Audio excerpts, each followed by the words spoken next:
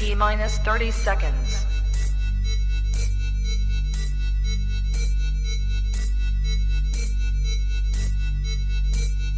T minus 20 seconds.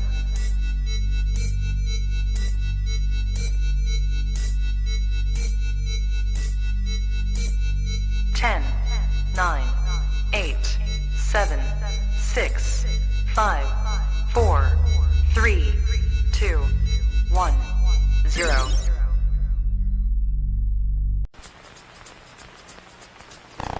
Welcome to the playback. Welcome to the playback.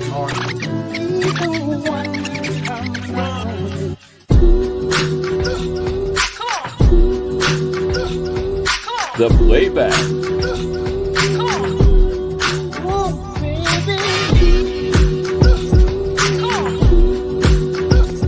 The playback.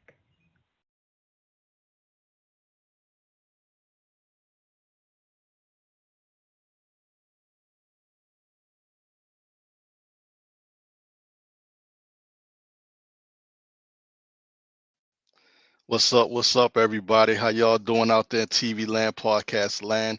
We have a great entrepreneur in the background, but before we get into the interview, we want to talk to our staff. How you doing, Tasha? What's going on? Hey, how you doing, Rebel? Hello, Good. everyone. Thank you for joining us.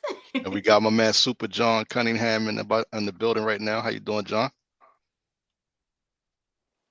You okay? Johnny John? I think his screen is locked. Go ahead and restart. John. All right, without further ado, I'll let you do the introductions, Tasha. All right. Well, we have a very special guest for y'all today. We have a gentleman who he's a journalist and a multimedia personality. He's worked with the likes of BET and NBC. He has been a field producer for Oprah. And we are just so delighted and blessed to have him here today. I want you all to give, if we're not in person, but we're going to give a virtual warm welcome to our Yes. guest, Mr. Patrick L. Riley. Yes, how you Hey. doing? How you Hi, doing? everybody. All right. Good to All see right. you both. How are you? We are doing so well. Thank you so much for joining us today. Oh, thrilled to be here. Where's my boy John? John Cunningham. We're getting John together in the background. His All right. for some reason Sounds his phone good. just went crazy just now.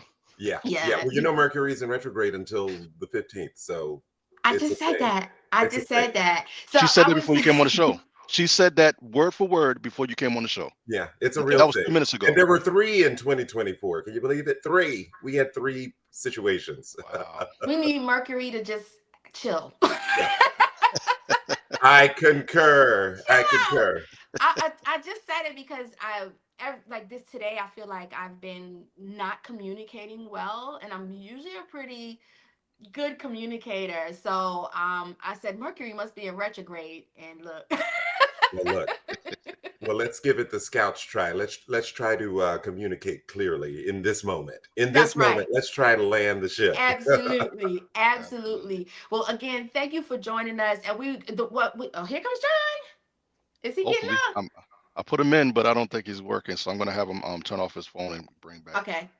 All right. And just to give you, I know John probably told you what we do here, but we just sit around and talk and reminisce, get to know you a little bit, understand who you are and all of your accomplishments and everything. So start us off and tell us about, a little bit about what you've done and, where we could see you at the moment.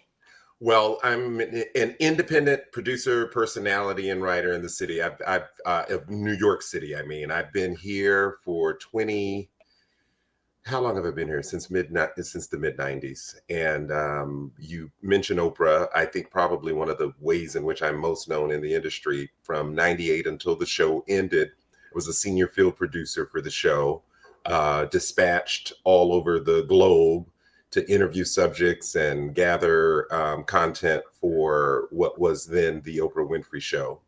And that was a great kind of a career assignment that I was thrilled to have for a lot of years. I have, since the Oprah Show wrapped, continued to sort of work in the realm of production. At that point, when the show ended, I continued to be dispatched as a field producer for the Oprah Winfrey Network. At that point, doing a lot of interviews with subjects for the Oprah Where They Now show. So often I was doing sort of recap interviews from pieces that I had actually done for the show during real time. And then began to attract a number of other clients in the industry. You mentioned BET. I've produced a lot of content for the BET Creative Services Division, tribute videos, preparation of assets for their upfront event that they normally do for advertisers every year, and showing kind of the best that the network has to offer. I've executive produced the NBC The More You Know campaign in 2015 and 2016.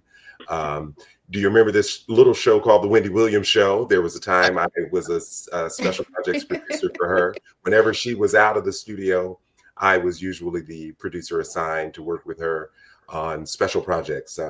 We went to the British Virgin Islands, the world, Family Dollar, Kmart, all of those integrated marketing bits where she'd be out of the studio. I got the opportunity to work closely with her during those years. So I'm just an independent guy that kind of one booking at a time attracts good work in that entertainment pop culture space. Wow. Wow. Right. And Yeah. and on top of it, you're also a writer. You have a book that's Yes, out. That's what friends are for, right? that's what friends are for, on the women who inspired me. Yes, Yes. it's Yes. part memoir, part entertainment diary. This book celebrates all the Black women who I found salvific growing up. I loved the divas growing up as a child. Yes. It was Diana Ross, Aretha Franklin. They just floated my boat in such a way as a child that I would so happen to attract this career that I'm mentioning, where I would have the chance to interview many of them, produce them, promote them. And in some cases, they are my friends. So this is a 2019 NABJ, National Association of Black Journalists, outstanding literary work. I'm so proud.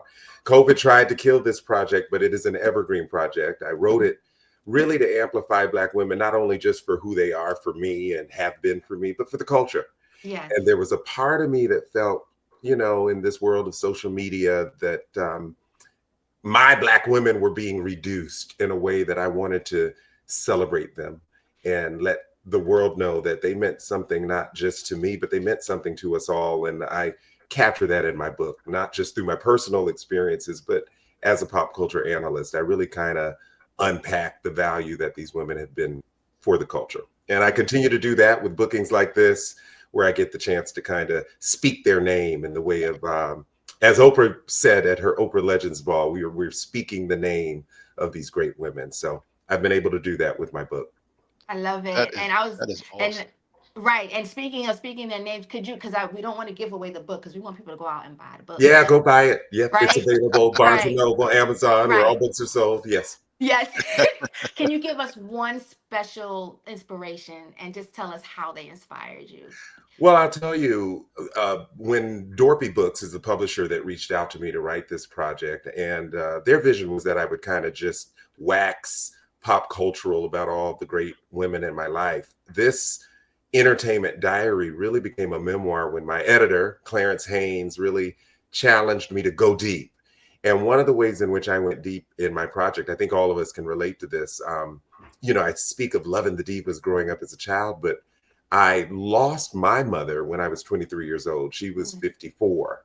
And I kind of played that back a little bit to realize, in a way that I had never really explored before, my mom was my first diva, in a real kind of like organic Freudian way. And so what's good about this book is it really not only looks at the women that we celebrate in the galaxy of stars, but it sort of challenges us to look at where our influences live when we're growing up. And for me, because I had kind of maybe buried some of those memories, having lost my mom so young, I realized, my mom was my first diva. Whoa, and I Yeah. was able to kind of unpack that in the book, which I think makes it special. And it has made it resonate with a lot of men and women who just kind of have the chance to think more deeply about their personal relationships.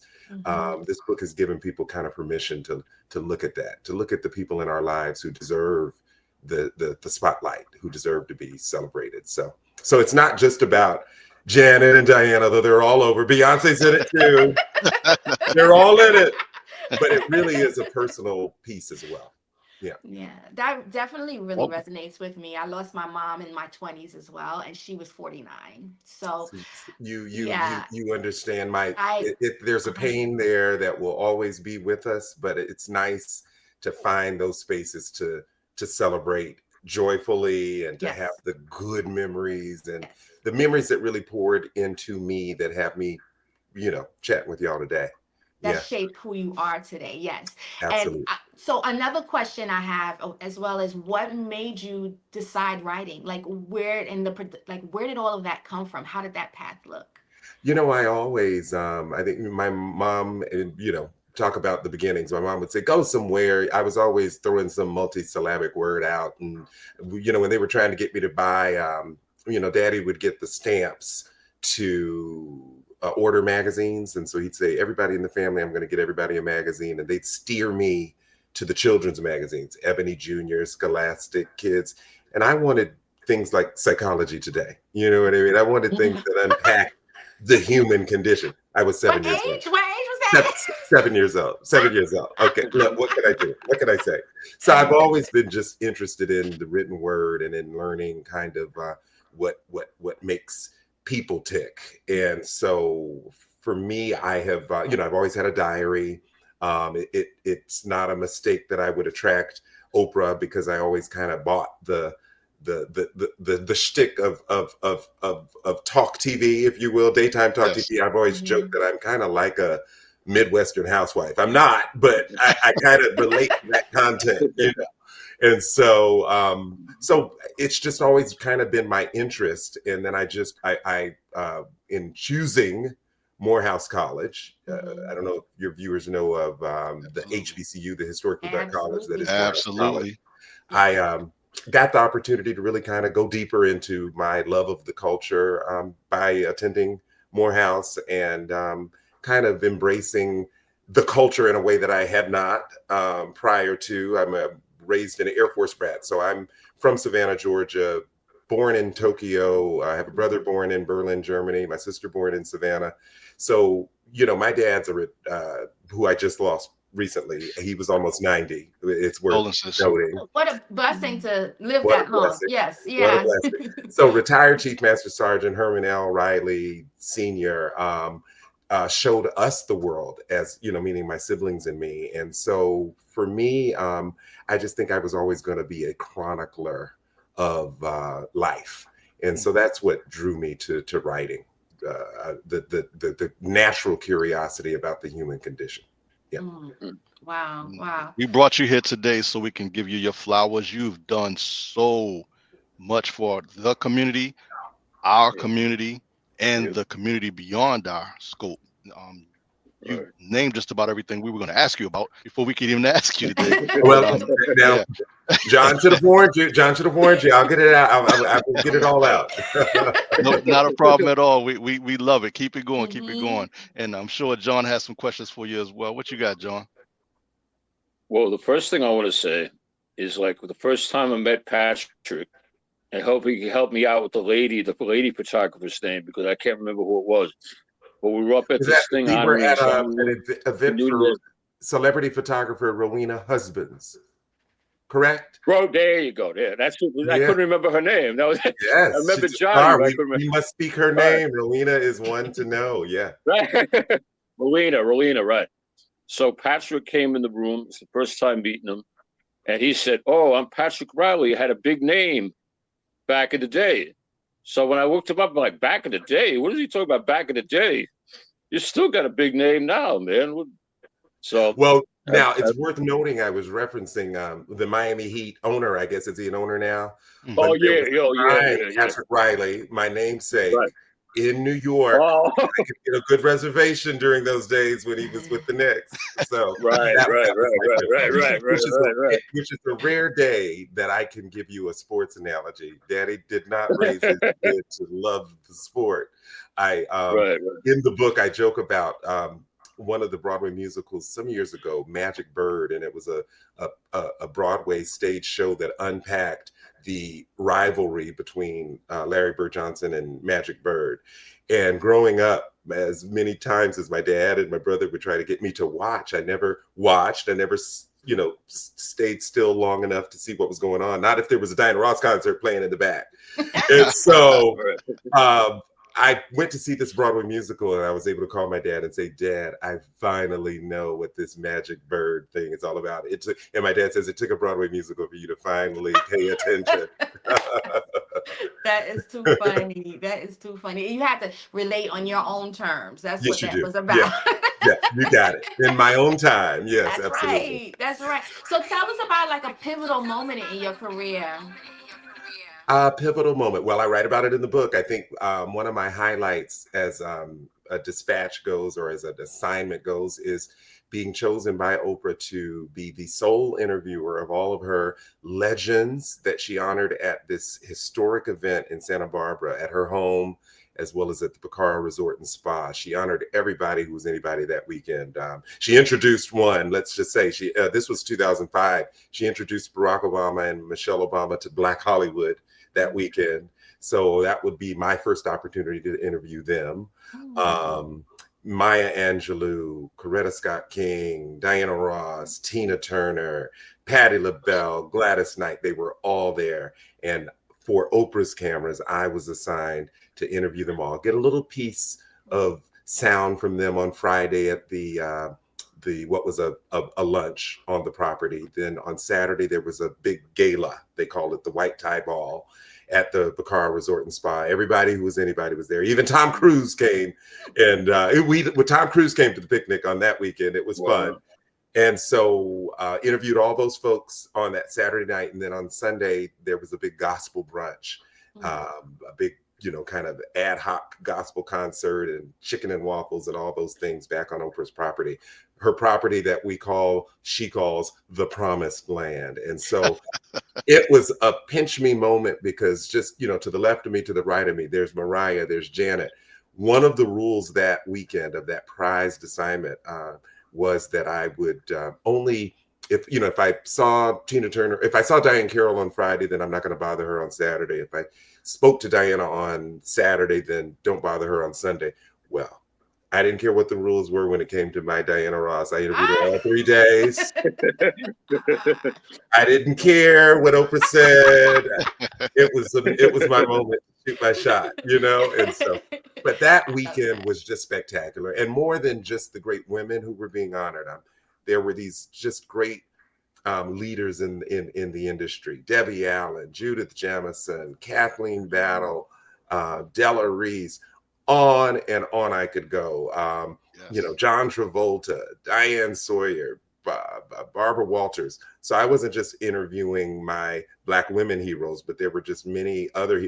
Sidney Poitier walks into the room, and the Entertainment Tonight host, Jan Carl, is kind of going in for the interview, but he had caught eye contact with me. I'm on that same red carpet, and he says, "I'm going to talk to the gentleman first, and then I'll come to you." Just those kind of measure of a man, Sidney Poitier. Like, that's my moment. That's my Sidney Poitier moment, Yes, I love it. What a way to soak up all that greatness, because when you're in the presence of that, you definitely soak that all up. Oh you my feel gosh. it. You feel it. Yes, you Yes, do. yes, I'm yes. waiting for my invite next year. I got to get an invite to that. Yes. Well, it's funny. I remember at the end of the weekend, I remember Oprah saying, she handed me a flute of champagne and said, "You've worked so hard. Enjoy yourself." There was a little time left for me to maybe take in the room socially, but I just wanted to make sure I got all my interviews and all the things that I needed to do for what would then become an ABC primetime special. But I remembered saying to her, "I'm so happy that your legends are my legends, because if I didn't get another assignment after that weekend, I would have been quite fulfilled, And I thank goodness I didn't, flip the bucket, because there have been many more great assignments since. But that one it still holds up as a career highlight. Yeah. So I'm the king of segue. Patrick, you don't know that, but now you know. So I'm the king of segue. So you've been working real hard, really, really, really hard, and everything and all the different situations and things that you're doing out there. So we figured we want you to have a little bit of playtime. So we're going to bring on Austin on here. How you doing, Mr. Austin? You in here? We can't hear you. Where you at, buddy? Can you hear me now? Yeah, Hello. I can hear you. We can hear you. How you doing, Mr. Austin? How's everybody? How y'all doing? Hello, all Oh, it's good. Everybody's playtime. You great. got It's the playtime. legendary Patrick Yes, Rowley. sir. It's playtime, Oh, Austin. is it time for the famous game, the playtime? Oh, Okay. yes. Well, So you have to give Mr. Mr. Patrick. Patrick the rules. First of all, Mr. Patrick, how you doing? It's an honor and a privilege to be here in your presence and talking to you. So, how's everything with you? Everything is great. My honor to hear your voice. Absolutely. Oh man. Oh, thank you, man. You know, I don't hear that every day, so I definitely appreciate that. Okay, here's the thing. We got this game called the Playtime. Um, I believe that we have a wheel. We have 6 songs. Um, whatever number, well, I'm sorry, yeah, whatever number the wheel stops on, that'll be the song that we pick. Now, that song, this is the rules.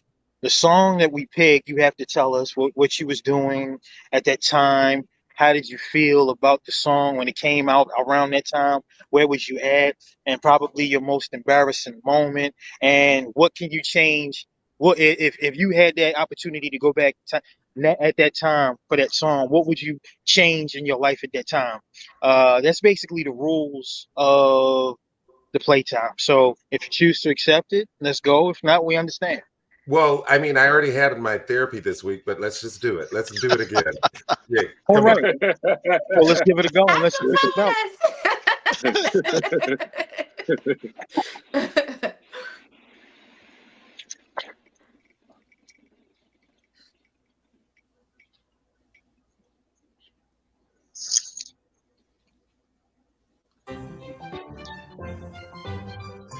All right. That's Vaughn Mason, Bounce Rock Skate. Vaughn Mason. Yes. So where I was at the skating rink when I heard that song.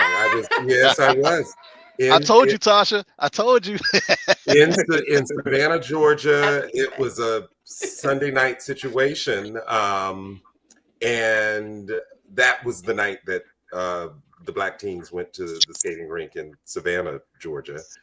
And I guess the embarrassing thing is I'm not a great skater. So when I think of this song and I think of Commodore's Brick House, I kind of think of, moments that have happened where I've kind of fallen on my face. I realized that the social situation was more what I was about. I didn't need to necessarily be on the skating floor. So this song kind of brings up some embarrassing moments of me not being. I don't know basketball, and I am also not a great skater. But Hey, but that's the music that would get me in the mood and would also get me, on the floor, like literally on the floor. absolutely. Yeah. I think we all share the skating thing. I don't know who in here can skate besides maybe Arson. I don't know. It's And a I'm unique, it's a unique art, and I don't got it. That's a negative for me. I don't do that. That's a negative. That's a negative. So we all got negative. So Yeah. we're gonna do 2 more rounds with you, Patrick. If All you don't right. mind. All right.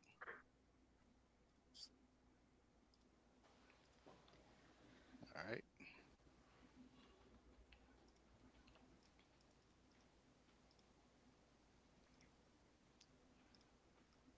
One more time. We're gonna do it one more time.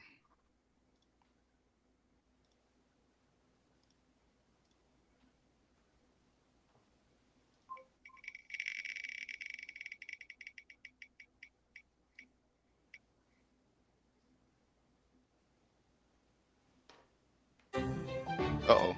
I knew. Let me tell you It something about happened this girl. again. Deja vu. Deja I vu. know. It is. It's deja vu. Which is a good song too, by one of the women who inspires me, Dionne Warwick. Isaac Oh, Hayes yeah. wrote that number for her. Yeah. And Beyonce too has a baby. Yes, absolutely. Which I have a great memory of Beyonce serenading me "Happy Birthday" in Manila, the Philippines. It's in the book. I don't want to ruin the moment for you. Oh no, yeah, I have to get that book. You gotta check it out on the B-Day tour. Yes. Yes, that better not be the same. Hey! Is this? Am I being punked? This is nuts. I, I swear to you guys, it's not me. Wow. Oh my goodness. We're Let's gonna try follow the one more wheel. time. You want to try One more time. again? Yeah, Okay. we're gonna Come shoot the wheel on. if it Like you doesn't got work me this time. excited now. We're gonna Goodness shoot the wheel if it doesn't work gracious. this time.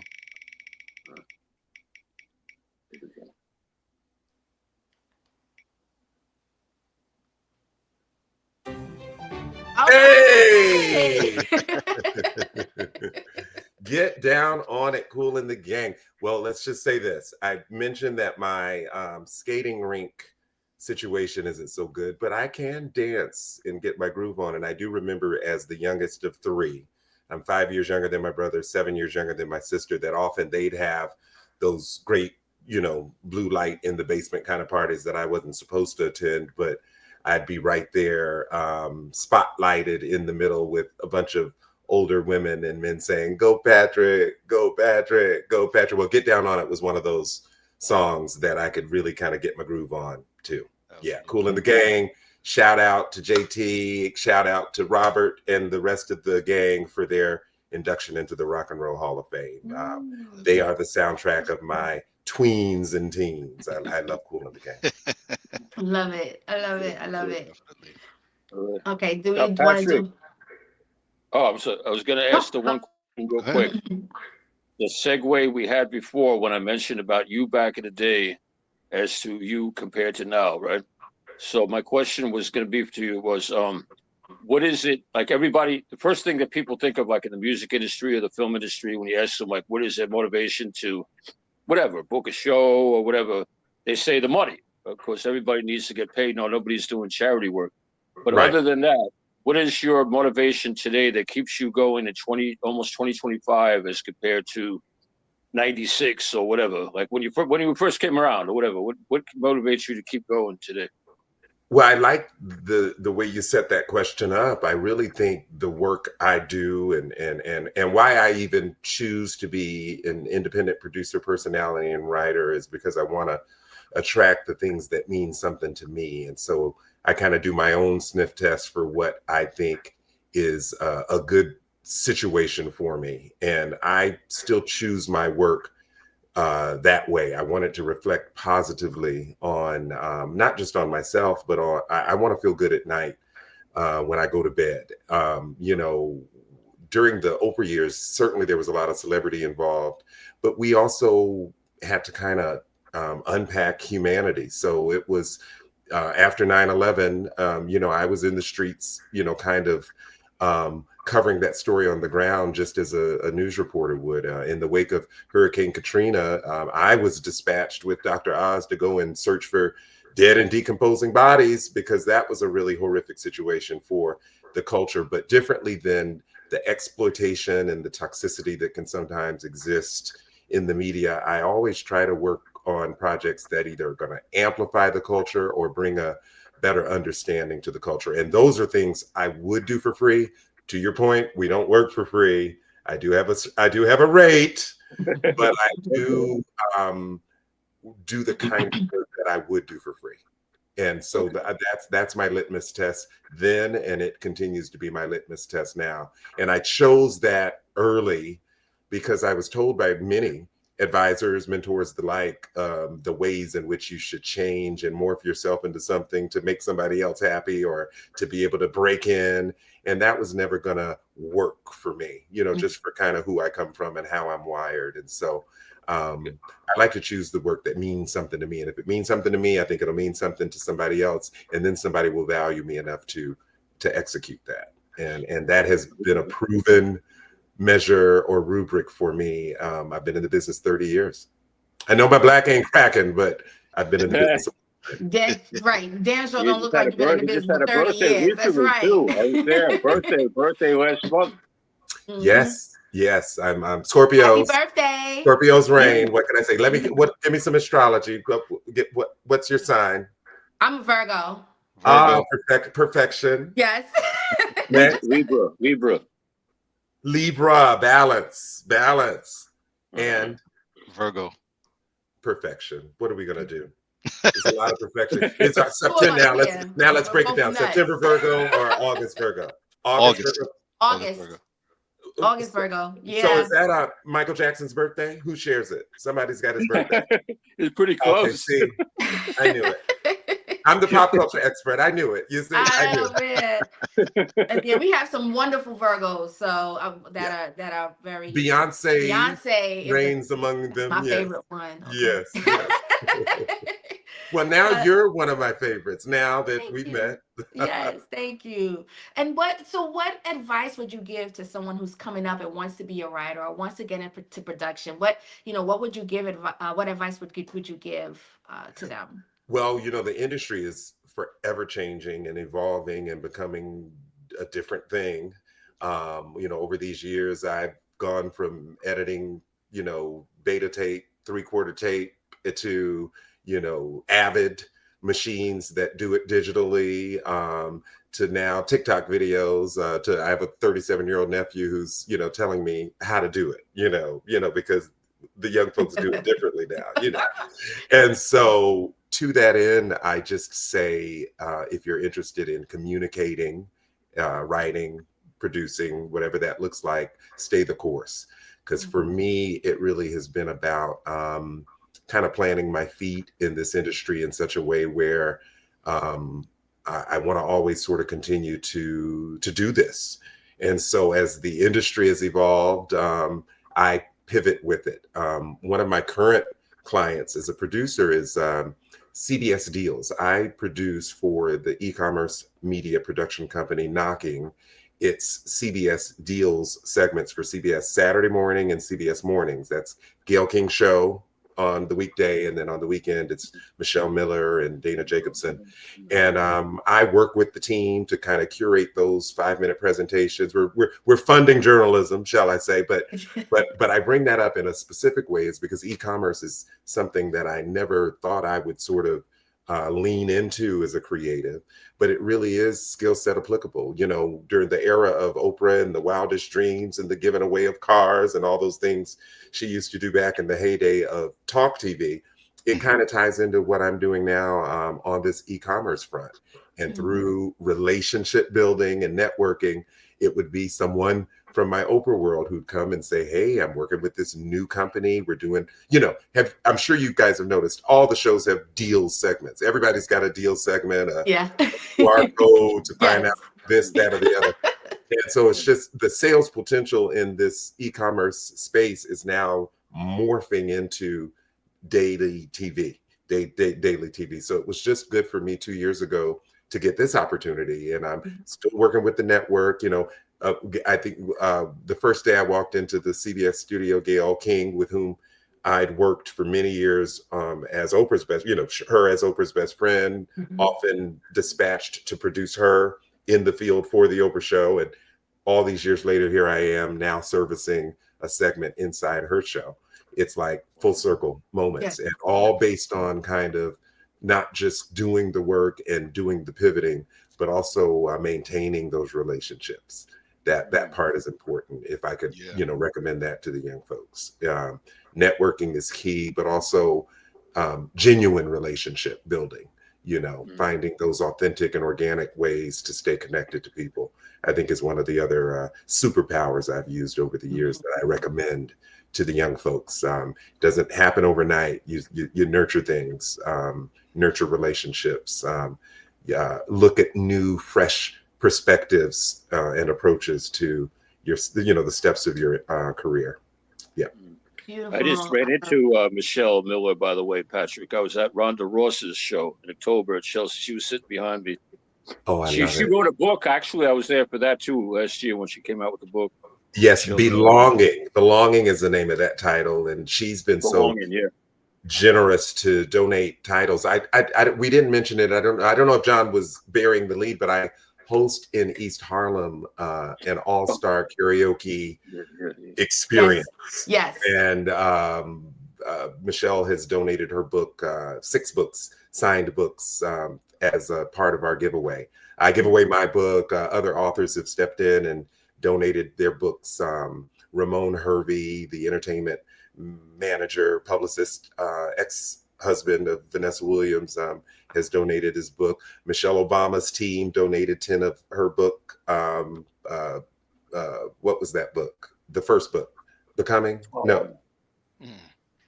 You know, the first the first bestseller. Yeah, yeah. So that's another great thing. It's another kind of platform. I've traveled it venue to venue throughout Harlem. We used to do it at Native. We used to do this karaoke night at Billy's Black. Remember, right before COVID came in, there was Missed Harlem, where we would do karaoke as a brunch. Now I'm doing a bar side version at Sapporo Restaurant on First Avenue and 116th Street every Wednesday, 6 to 10. And it's just sort of a night to have fun, come and sing those to come and spin the wheel, if you will, much like we're doing here, and sing the song that means something to you. So it's become kind of a culture amplifying night, but it's become kind of like something for the community. It's just kind of a little midweek decompression. Times can be tough. It's nice to come and sing a song and have a $3 shot sometimes. Well, I did a couple songs there too, and ever since then, attendance has been decreased. They had changed somebody away. It is worth noting, John Cunningham got on the mic and he let us know where his talent lies. Oh man. That's all I'm gonna say.